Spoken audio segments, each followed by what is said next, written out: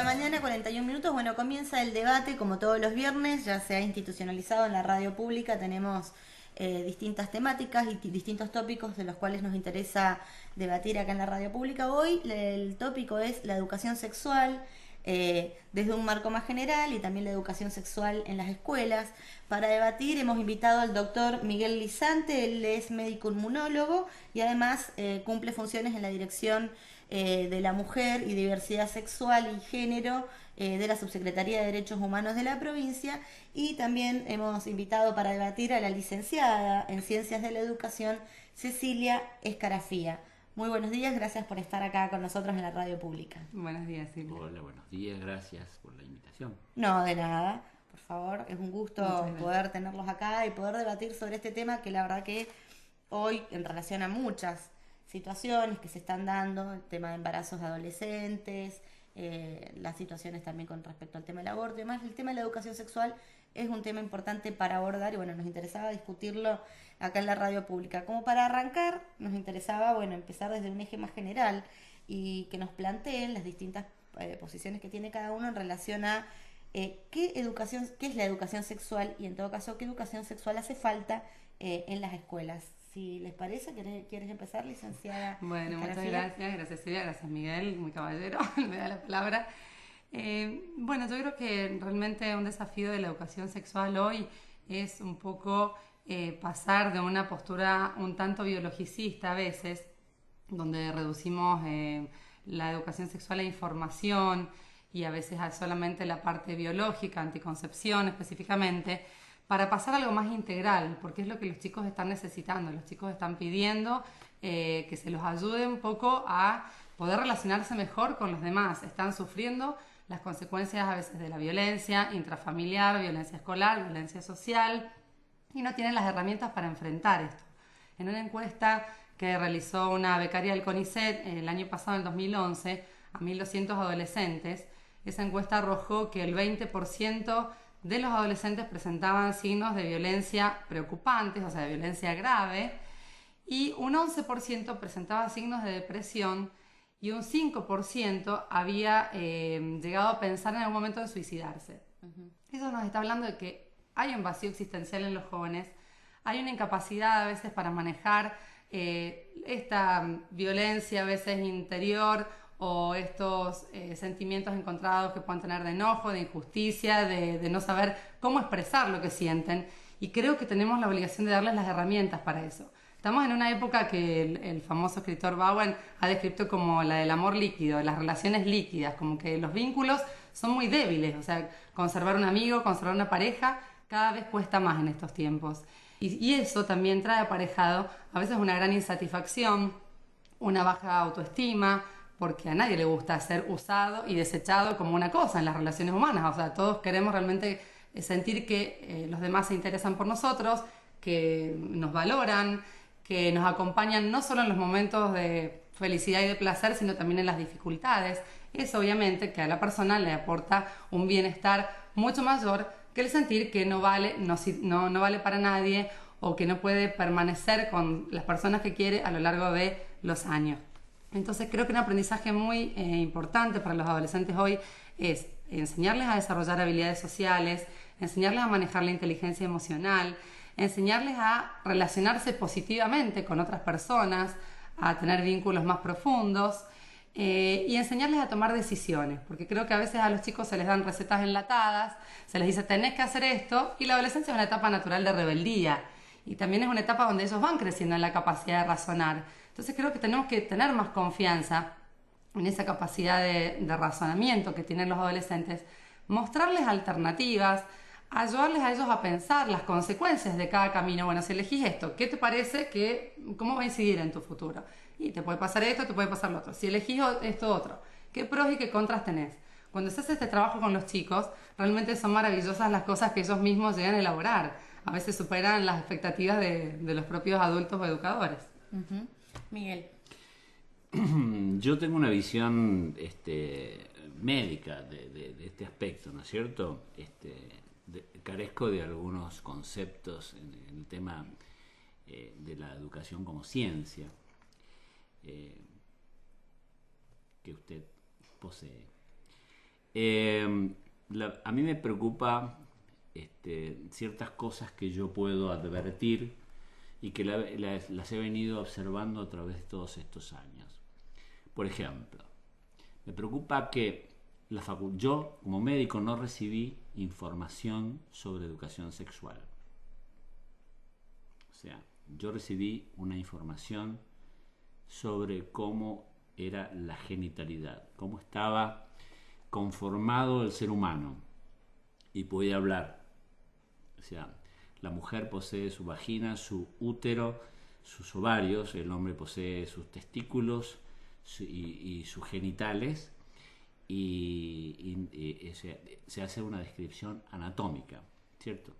Tal vez esto sea, como usted dice, muy biologicista, pero nunca se habló de funcionalidad. Siempre que se habla de cualquier enfermedad, para entender la enfermedad, hay que empezar a entender la normalidad. Entonces los médicos estudiamos, por ejemplo, estudiamos anatomía, que es la descripción anatómica, estudiamos fisiología, cómo funcionan esos órganos para poder llegar a comprender la enfermedad. Entonces, yo estoy de acuerdo en todos estos aspectos y las consecuencias de la violencia, la depresión, el suicidio y todas esas cosas. Pero yo tengo que pensar en la vida, digamos, en la vida o sea, si yo siempre me planteo de que nosotros podemos ayudar a una persona a que salve su vida a través de que aprenda métodos anticonceptivos para que no sufra un aborto clandestino, y sea efectuado, si tiene dinero, por una persona que tiene los medios económicos para efectuarlo, y si no, sea efectuado, perdón por la terminología, pero a mí me gusta, por una matrona con una aguja de tejer en una mesa mugrienta rodeada por moscas. Estoy de acuerdo en que la educación sexual sea útil para la prevención de las enfermedades de transmisión sexual, ¿no es cierto? Hoy en día, incluso para contraer matrimonio, se hacen estudios, hoy en día y siempre, se hacen estudios para ver que esa persona no sea portadora. Entonces podemos comenzar desde la educación para prevenir todas estas afecciones de transmisión sexual. Creo que los colegios también pueden servir para efectuar la detección del abuso sexual.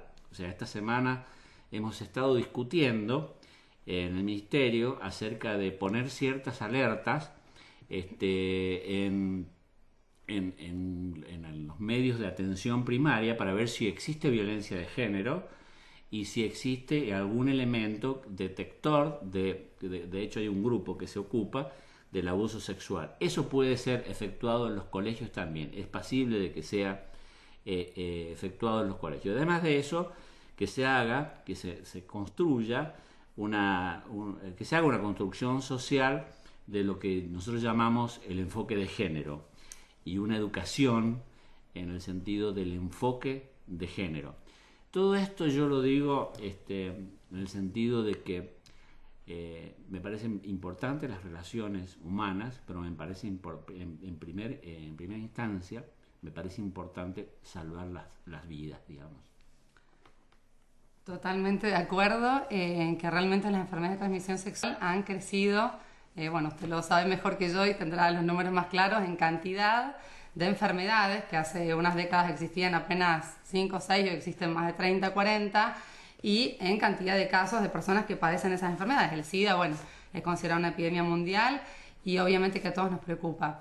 Lo que yo me planteo, en realidad lo que hemos estado investigando con mi equipo de trabajo es cuáles son las formas más efectivas de prevención del SIDA, porque lo que ha pasado en todas estas décadas, donde no es nueva la anticoncepción y desde los años 60, 70 que se viene aplicando, bueno, en las últimas décadas con mucha más intensidad y con programas en todo el mundo, porque no solo Latinoamérica, que promueven la salud reproductiva, el tema está que estos programas no han sido lo suficientemente eficientes por distintos motivos.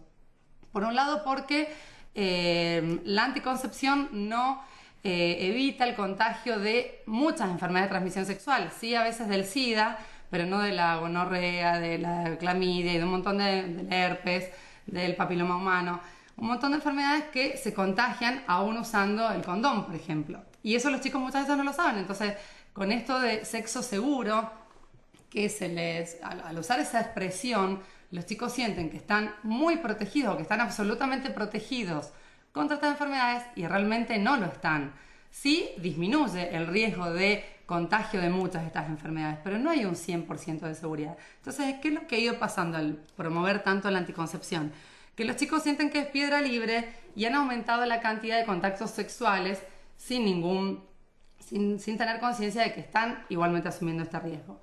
Los países que más están bajando la tasa de SIDA, por ejemplo, son países como Uganda, Kenia y un tercer país que han sido puestos como casos de éxito a nivel mundial con la política ABC, que no sé si la han tratado alguna vez acá en el programa. Estos países, después de intentar con la anticoncepción, como todas las políticas de los países en general, se dieron cuenta que el SIDA seguía aumentando y aplicaron el ABC: A de abstinencia, B de be faithful, sé fiel a tu pareja, no tengas 40 parejas, tenés una pareja en lo posible, y C, condón. Si no estás dispuesto a ser fiel, si vas a tener muchas parejas, no contagies a todas las parejas con las que vas a estar teniendo sexo. Entonces, bueno, realmente los índices de descenso del VIH han sido, bueno, muy impactantes en estos países. Sí, en relación al tema del SIDA, es un tema que sacaron ustedes y que es interesante, digamos, cabe aclarar que no es la única enfermedad de transmisión sexual, pero en relación a esta pandemia, se ha trasladado hoy la pandemia del SIDA a las mujeres jóvenes y pobres. Eso es a nivel mundial, esos son los últimos estudios, inclusive de la Organización Mundial de la Salud, y en general son mujeres que se han contagiado de sus parejas estables, ¿no? Sí. Y que les han contagiado el SIDA. En esta situación entra un poco el concepto que planteaba Miguel Lisanti con respecto al tema de la violencia de género, o sea, que es una cuestión mucho más profunda, estructural y cultural, ¿no? Exacto. Sí, las primeras estadísticas acerca de la mención de África y el descenso abrupto es porque se ocupa, o sea, cuando el SIDA se empieza, los primeros síntomas de SIDA aparecen en finales de la década del 70. Yo estaba en pleno ejercicio de la inmunología en el Hospital Central y allí se creó ese primer servicio, el programa de que hoy es el programa provincial de lucha contra el SIDA, ¿no es cierto? Y en esa época se pensaba de crear sidarios, digamos, o sea, como eventualmente existían los leprosarios hace más de 2000 años. Hace unos 5 o 6 años, o tal vez un poco más, se hizo el Congreso Mundial del SIDA en África, y una de las cosas curiosas que descubrieron es que dentro de las costumbres que existían, unas costumbres ancestrales que se utilizaban en muchas tribus, era que pensaban que el SIDA se curaba teniendo relaciones sexuales con mujeres vírgenes. Esa costumbre, con la educación, con el tema de hablar del tema, comenzó a modificarse y tal vez las cifras vayan mejorando con el curso del tiempo, además de otros temas, como puede ser el interés de la industria farmacéutica de inmiscuirse dentro de estos países pobres, porque la palabra pobre, digamos, siempre es el pobre donde es golpeado, ¿no es cierto? Incluso las políticas de salud para disminuir los costos de los tratamientos de HIV. En nuestro país vale la pena mencionar que los programas imparten la medicación gratuita a todos los pacientes afectados y hoy en día tienen una evolución admirable, sorprendente verdaderamente la evolución que tienen. Yo quiero decir que generalmente cuando hablamos de estas cosas, el tema del género tiene importancia en el sentido de que no existe respeto hacia la mujer, no se enseña desde el hogar, ¿no es cierto? No solamente desde el colegio, no existe una educación de género, una toma de conciencia de género, y no solamente del género masculino o femenino. Sabido es lo costoso que fue la implantación de ciertas leyes, como la ley de identidad de género o la ley de matrimonio igualitario, y la contra que existió militando por las calles para que estas leyes no se pusieran en marcha. Y hoy en día vemos que el mundo no se terminó. Vemos que transitamos por las calles, que ellos se casan, y ayer casualmente se otorgó, donde tuve un determinado mínimo protagonismo que me enorgullece, el documento de identidad número 43, de los cuales 5 hombres decidieron ser mujeres, y al revés, digamos, mujeres decidieron ser hombres y el resto decidieron ser mujeres, digamos. Me encanta que así sea, digamos. De algún modo, yo soy un gran admirador de la mujer y su protagonismo en el curso de la historia. Creo que la educación puede modificar que en la Argentina dejen de existir 500.000 abortos clandestinos, apañados por ciertas instituciones que callan esta existencia. Que estas 500.000 abortos clandestinos, que depende de los medios económicos, si es pobre, pueda engrosar las listas de 300 mujeres que mueren, y que la utilización casual de las mujeres han descubierto que la utilización, por ejemplo, del misoprostol las puede ayudar a abortar, mientras algunos sujetos discuten desde su moralidad la aprobación o la aceptación de las leyes que ha dictado la Suprema Corte de Justicia, leyes que son, por cierto, del siglo pasado. Las internaciones, a través de la utilización del misoprostol como abortivo, han llevado de 50.000 a 78.000 las internaciones espontáneas. Esto ocurre desde los 13 años, que es la edad promedio. Entonces, esa edad promedio, que es desde los 13 años donde aparecen, yo, como dijo la licenciada, no estoy de acuerdo con la abstinencia, estoy de acuerdo con un sexo responsable y la utilización, como usted dijo, las palabras, abrió comillas y dijo la palabra condón, para no escaparle, digamos, a esa palabra. Creo que allí esos son territorios fértiles donde podemos trabajar por la prevención. Sí, Cecilia. Mira, la verdad que tuve la oportunidad de estar hace 15 días con un profesional realmente brillante, un investigador de Chile que vino acá, el doctor Koch. Chile realmente es uno de los casos de éxito en mortalidad materno-infantil.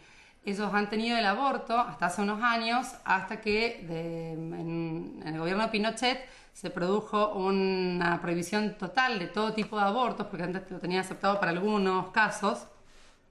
Y a partir de ahí, aborto cero en Chile, digamos. Y tiene unas estadísticas muy bien llevadas de varias décadas atrás que les ha permitido ir estudiando este problema de la salud materno-infantil. Son, junto con Irlanda, los 2 países que tienen la menor tasa de mortalidad materno-infantil. Y, por ejemplo, en el año 2010, 44 muertes maternas han tenido solamente, pretendiendo llegar a 0. ¿Y cómo han logrado esto? Sin aborto, justamente, porque la verdadera salud y cuidado de la mujer pasa por una prevención a tiempo, una educación de la mujer para que conozca su cuerpo, conozca lo que es el embarazo, conozca los cuidados que debe tener, sepa cuidar su salud. En segundo lugar, el control muy exhaustivo durante el embarazo, y en esto ellos han generado equipos especializados donde a la mujer, ya que tiene un mínimo riesgo por la edad o por abortos espontáneos anteriores, por el motivo que fuera, se le hace un seguimiento realmente con equipos neumonólogo especializado, cardiólogo especializado en embarazo, etc. Entonces, han llegado realmente a poder resolver, poder prevenir, poder ayudar, monitorear a estas mujeres para que logren un feliz parto sin complicaciones. Y realmente creo que esas estadísticas nos muestran que el aborto no es una solución para mejorar la salud materno-infantil.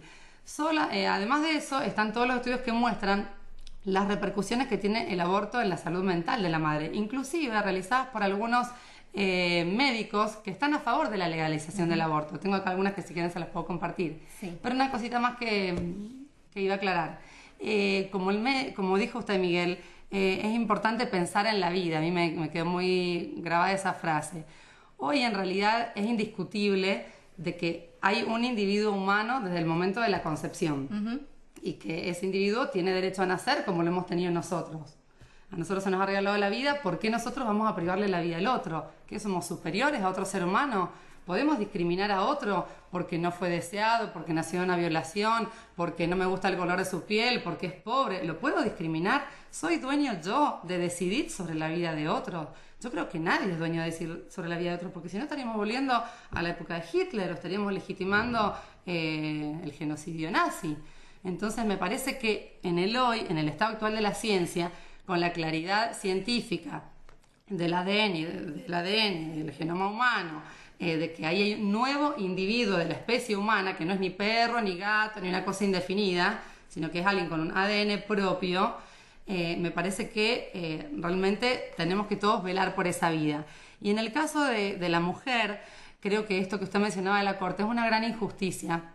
¿Por qué? Porque a la mujer, que en el 80% de los casos de violación se producen en el círculo doméstico, al proponerle el aborto, se le está dejando sin opción, sin ayuda, y se la está devolviendo al círculo donde fue abusada. Entonces, yo le agradezco muchísimo lo que usted dijo a favor de la mujer, y que realmente quiera cuidar a las mujeres, quiera cuidarnos, quiera protegernos, porque es lo que las mujeres necesitamos, que toda la sociedad se preocupe por nosotras. Entonces, que nos dejen desamparadas para volver a mi hogar, donde el padrastro o el tío o un mayor firmó a los 14 años para la autorización para que le hicieran el aborto, para seguir violándola tranquilamente, no me parece que sea una política de protección de la mujer.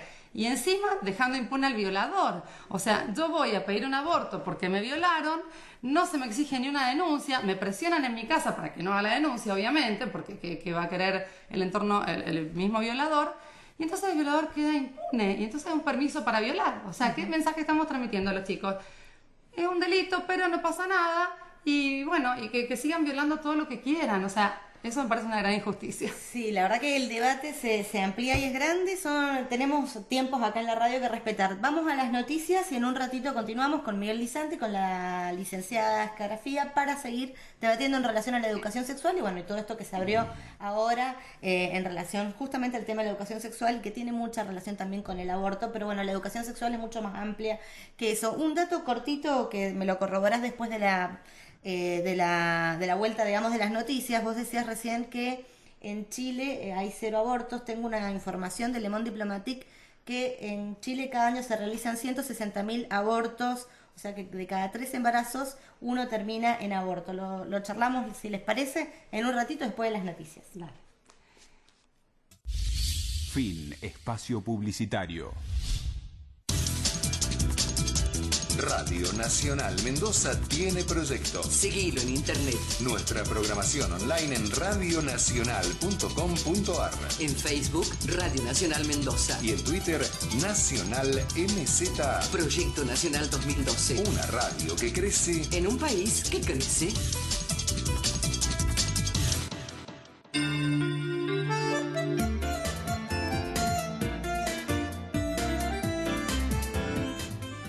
Buenos días. Yo quería felicitar a los panelistas que están en este momento en la radio, porque independientemente de la posición que tenga el oyente, digamos, en este caso, realmente me estoy cansada de escuchar este tema en distintos medios y en donde siempre los panelistas terminan hablando los dos a la vez, uno no entiende nada y cada uno así férreamente tomado de su convicción y que al final a uno no le sirve para nada. Eso es lo que quería hacer, felicitarlos porque realmente están demostrando una educación y una tolerancia absoluta. Así que muchas gracias. Bueno, muchas gracias a la audiencia que se comunica al 425-7931 hasta las 10:30 les contamos que continúa el debate, así que pueden llamar para que salgan sus mensajes, o si no, el mensaje de texto al 156-51-5522, que nos llegó un mensaje también que dice: no todas las violaciones son intrafamiliares. Esto lo dice Vicky de Guaymallén porque bueno, estábamos hablando en el bloque anterior en relación al tema de las violaciones y cómo producto de esto muchas veces las mujeres quieren acceder a un aborto. Habíamos quedado en el bloque anterior, habíamos hablado sobre un dato de Chile que lo había traído a colación la licenciada Cecilia Escarafía, que tiene que ver con los abortos en Chile. Según el Ministerio de Salud de Chile, ocurren entre 150.000 y 160.000 abortos al año, y Miguel quería hacer alguna acotación al respecto. Sí, primero muchas gracias al oyente, me siento honrado de integrar esta conversación, porque eso no es un debate ni una polémica con Cecilia y contigo. Yo modero. Con los tres, porque Los tenemos tres estamos un poco de laringitis. Sí, pero Miguel es todo un caballero y Silvia muy buena moderadora. Gracias. Bueno, y ustedes muy buenos debatidores. ¿sí? Cecilia, Sí. tema Chile. Tema Chile, información de Le Monde Diplomatique. Le Monde Diplomatique es un periódico equivalente al el Wall Street Journal, a The Economist o tantos otros periódicos del mundo, o la BBC de Londres, ¿no es cierto?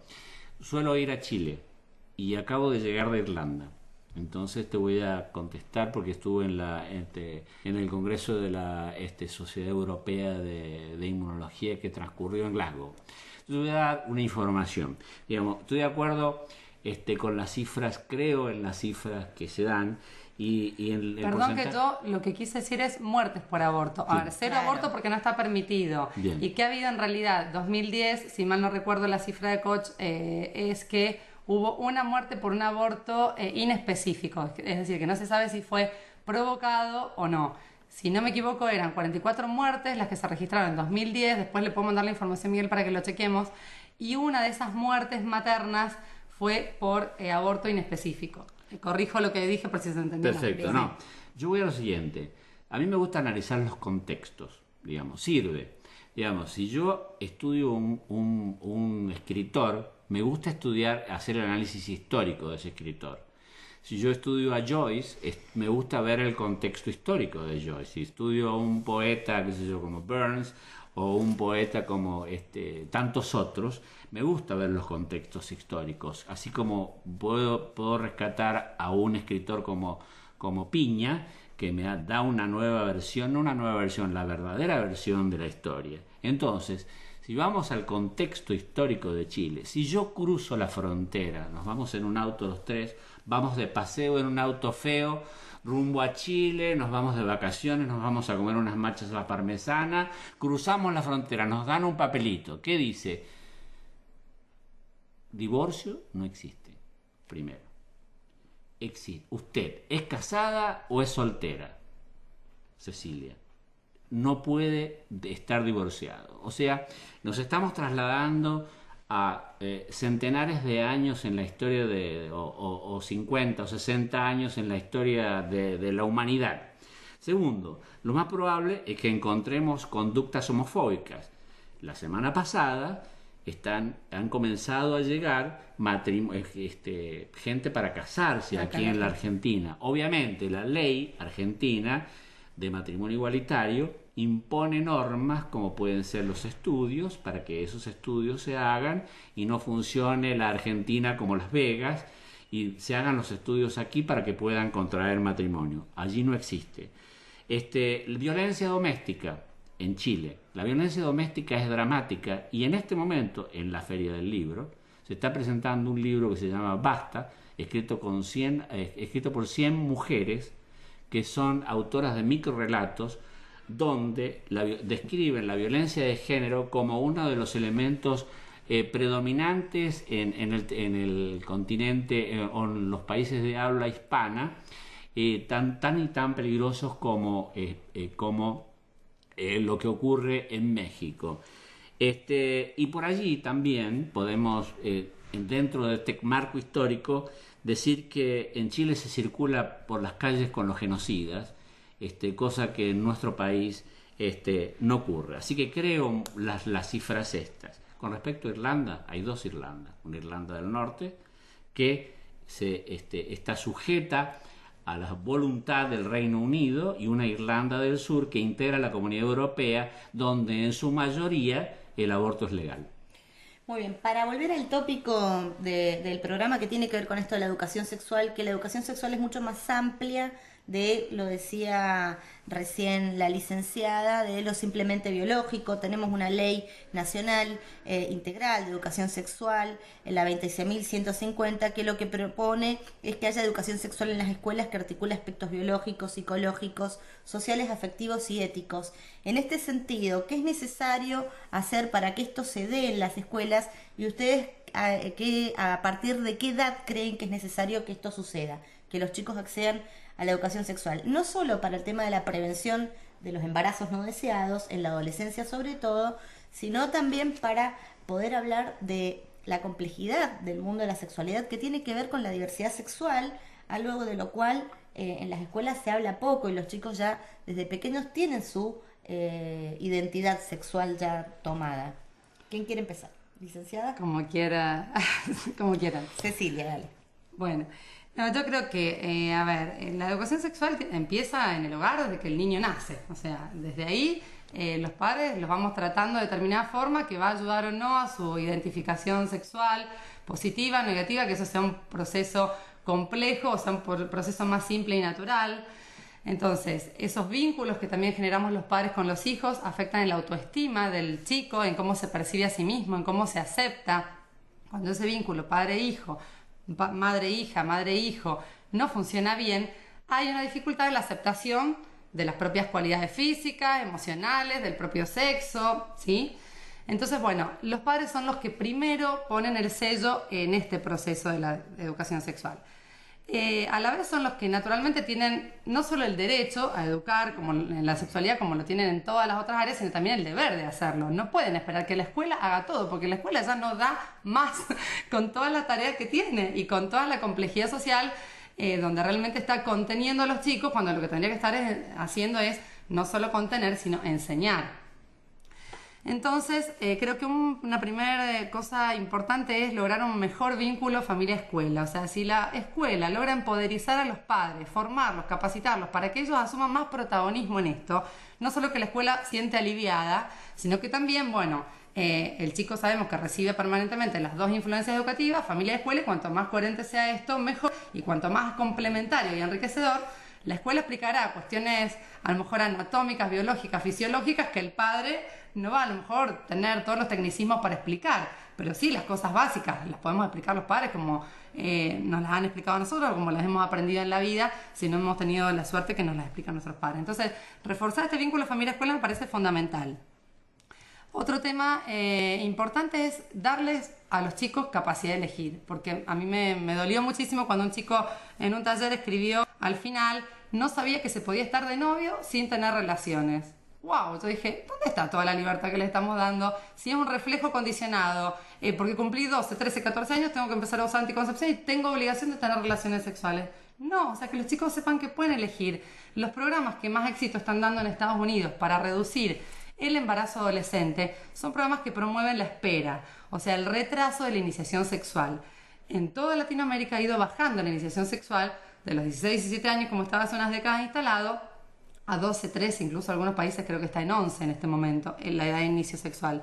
Entonces, nosotros sabemos que el embarazo en la adolescencia no es lo más conveniente para la edad, ¿sí? Porque la psicología del adolescente no está parada para la maternidad. Porque el cuerpo del adolescente también, por tener, según los estudios, desde los 20 años en adelante, disminuyen los riesgos de sufrir, padecer enfermedades y problemas antes, durante y después del parto. Entonces, no es el momento propicio para el embarazo. Obviamente que si sucede el embarazo, tenemos que acompañar a esa adolescente, tenemos que apoyarla, tenemos que ayudarla a resignificar eso, como un programa muy bonito que se está haciendo en la Estanzuela con una profesora una psicóloga, digamos, que trabaja con nosotros, que nos acompaña en la Fundación de Trabajo, donde, bueno, hacen un acompañamiento muy integral a las chicas de 12, 13, 14 años que se van quedando embarazadas. Estas chicas ni se plantean el aborto. Estas chicas, en sus palabras textuales, dicen: ¿cómo voy a matar a mi bebé? Tenía acá justo el testimonio porque ayer lo compartimos en una reunión que tuvimos sobre este tema. Dicen: si me metí la pata, me tengo que aguantar las consecuencias. O sea, ven con más naturalidad que a veces otros adultos el que tienen que asumir eso. Y resignifican su vida, como te contaba el caso de esta chica del Noti, que se la quería motivar para que abortara. decidió por influencia de su abuela en tener el bebé, porque su abuela le ofreció apoyo, como otra gente que se ofreció a acompañarla. Y ayer Sí, tuve también hubo un caso particular ahí de unas personas que entraron sin que no debían hacerlo y le mostraron unas fotos de bebés mutilados. Eso, mira, menos mal que me hiciste acordar. Es Eso otro también tema sucedió básico en ese caso. educación, de educación sexual escolar. O sea, hay que enseñar lo que dice la ciencia. No puede ser que el 50%, te diría, de los adultos nunca en su vida han visto la gestación de un bebé en el seno materno. O sea, este programa de National Geographic, que no sé si han tenido la oportunidad de verlo, ese video tan maravilloso que muestra desde el instante de la fecundación todo el desarrollo prenatal, creo que también hay otro del Discovery, en internet se pueden googlear fácilmente. Realmente lo admirable, lo impresionante que es el desarrollo del bebé, lo que se ha avanzado en embriología, en conocer todas las etapas, realmente no podemos en este siglo tener adultos que no han visto cómo se gesta la vida humana. Eso es educación sexual básica, desde un primer, segundo, tercer grado, cada escuela verá cómo lo maneja, pero tiene que verse en las escuelas, tiene que transmitirse en la familia. Bien, Miguel. Bueno, yo estoy a favor del cumplimiento de la ley. Primero, una respuesta con respecto a lo último. Existió una teoría teocentrista en el periodo medieval, donde Dios era el centro del universo. Existió una teoría antropocentrista en la época del Renacimiento, donde el hombre era el centro del universo. Y se habla de una teoría censocentrista, donde la vida existe en todo el universo animal, el universo humano, que es parte del reino animal, y las células vegetales también están vivas. Las leyes dicen que existe una ley de violencia contra la violencia de género, que debemos cumplirla y difundirla, donde se protege a la mujer, que existe una resolución de la Corte acerca de que se debe cumplir la resolución del aborto no punible en custodia como primer plano de la vida de la mujer y de la mujer abusada cuando no es propietaria de su conciencia y de esa mujer que tiene un tutor. Existen leyes de matrimonio igualitario que hay que cumplirlas. Existen leyes de género que se están cumpliendo y pronto va a existir una ley de medios. Además de eso, existe un programa nacional de educación sexual integral que está vigente desde el año 2006. Creo que nosotros, Cecilia, con todo respeto, tal vez no podamos descubrir demasiadas cosas, que los dos podamos tener distintos argumentos de distinta valía, de distinta cuantía, que podamos hacer referencias históricas, distintas referencias bibliográficas con respecto a estos temas, que tal vez no nos vayamos a poner de acuerdo y tal vez sí, pero que tal vez hayamos hecho algún aporte hoy para que tal vez, es lo que yo siempre digo, tal vez una vida se pueda salvar. Bien, nos llega un mensaje de texto al celular, dice: yo entiendo bien el tema que están tratando, está diciendo, también los está felicitando por cómo están llevando adelante el debate, dice que habla sobre el tema de las violaciones y la pregunta que siempre se hace es por qué en estos casos la criminal es la mujer. Dice esto: gracias María Rosa Dileo.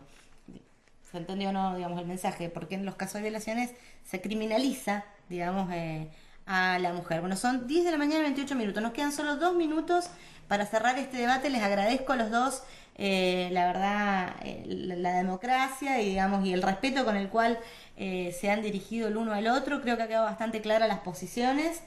¿Algo cortito que quieran decir para cerrar? No, totalmente de acuerdo en que hay que aplicar la ley del Programa Nacional de Educación Sexual. Lo que no estoy de acuerdo es con que la Corte tenga que reglamentar o que mandar a legislar, porque la obligación de la Corte es pedirse en pasos puntuales, pero no tiene injerencia para legislar, que la tiene la Cámara de Senadores y Diputados. Entonces, esto de pretender inmiscuirse en los otros poderes creo que no nos ayuda en la democracia, porque uno de los pilares de la democracia es la división de poderes. Si pretendemos que un solo poder maneje todo, realmente nos estamos perdiendo esta gran riqueza de la vida democrática. Entonces, después lo que nos ha costado lograrla, no la tiremos abajo haciendo una absorción de poder. Bien.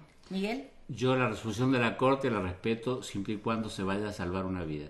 Yo estoy a favor de la vida, estoy en contra de la muerte. Estamos viendo un programa de televisión donde había un cocinero preparando cosas muy ricas. Yo ya sé que eso termina y que nos tenemos que ir. Me gustaría que un día, en vez de preparar platos tan ricos por la televisión pusieran un esquema para que los niños vieran cómo es el aparato genital masculino, cómo es el aparato genital femenino o cómo es el aparato respiratorio, porque no existe ninguna diferencia. Las diferencias con respecto, los preconceptos con respecto a esto son estrictamente morales y donde el protagonismo clerical tiene mucho que ver con esto. Miguel, no salvemos una vida, salvemos las dos, la de la madre y la del bebé. Y el bebé tiene derecho a vivir. Es más, chicos que han sido producto de violación son muy felices hoy. Hay testimonios vivientes que lo pueden demostrar, que si querés hasta podría mostrarlo al programa.